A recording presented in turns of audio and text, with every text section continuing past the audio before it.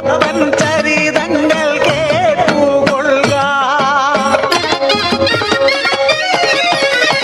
ആനയുണ്ട്, അമ്പാരിയുണ്ട്, പത്തായം നിറയെ നെല്ലുണ്ട്, വാല്യക്കാരുണ്ട്, പൊന്നുണ്ട്, പണമുണ്ട്, സന്തോഷം മാത്രമാ മനക്കലില്ല.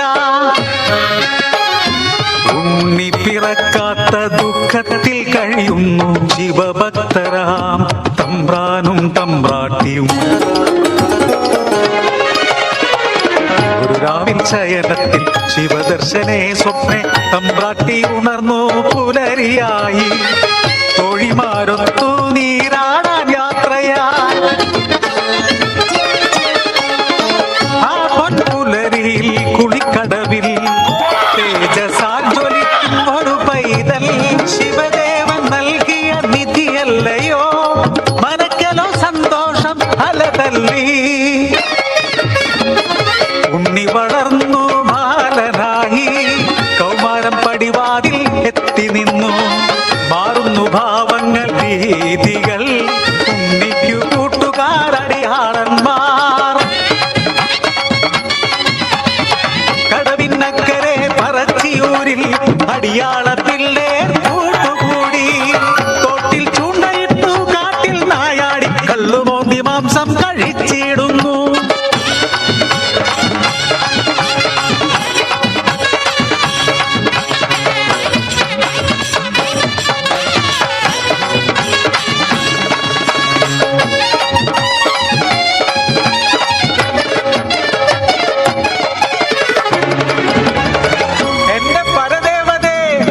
മുടിച്ചിടുമല്ലോ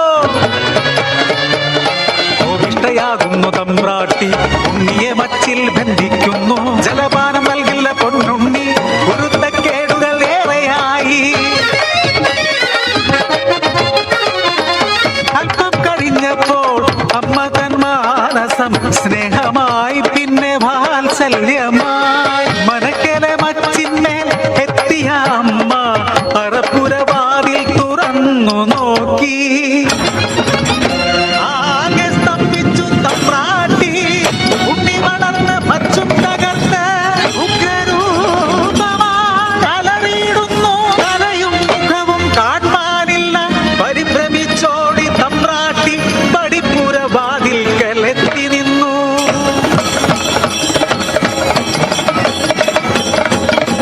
മനക്കരെ മച്ചും തകർത്തുണ്ണി വെറും ദൈവമായി മാറി. മനക്കു മുകളിലെ തലയിൽ ജ്വലിക്കും രണ്ടഗ്നിഗോളം.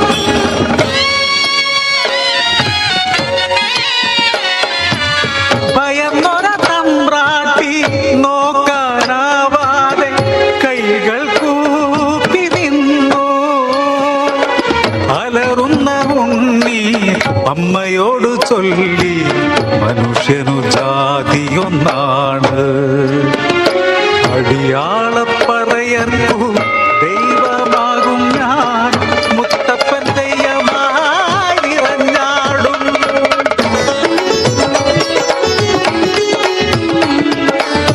ദൈവമായാലും അമ്മയ്ക്കു നീ ഉണ്ണി.